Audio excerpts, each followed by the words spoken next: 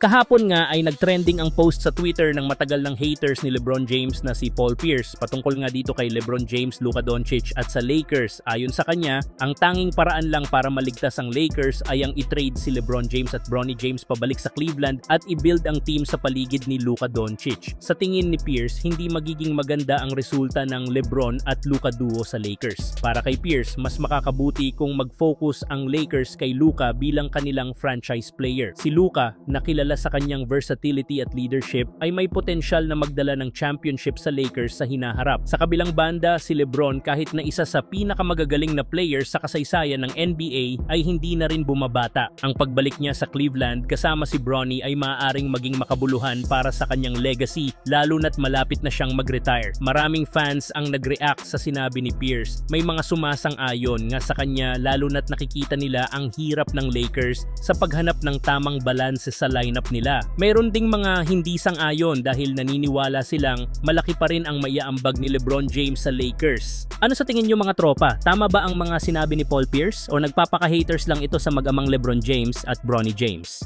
Samantala kahapon nga pagdating ni Luka Doncic sa Los Angeles, agad niyang ipinahayag ang kanyang pananabik na maglaro para sa bago niyang team. Sa kabila ng sakit ng trade, determinado pa rin siyang makuha ang panibagong kampyonato.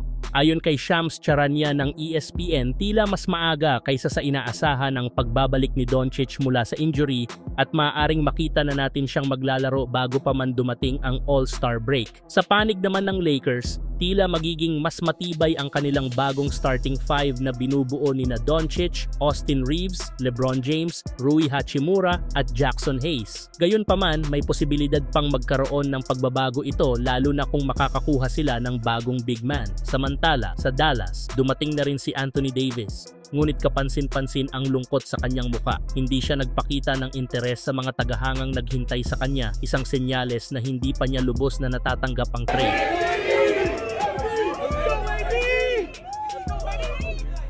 Sa kanyang Instagram post, nagbigay si Davis ng isang emosyonal na mensahe ng pasasalamat sa Los Angeles.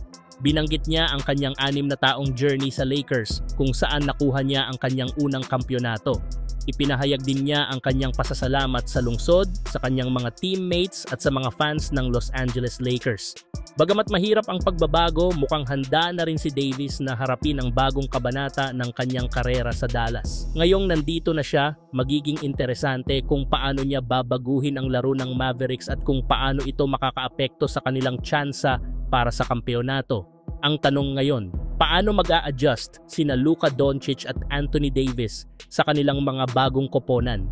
Magiging matagumpay kaya ang trade na ito para sa parehong panig? Malalaman natin sa mga susunod na laro.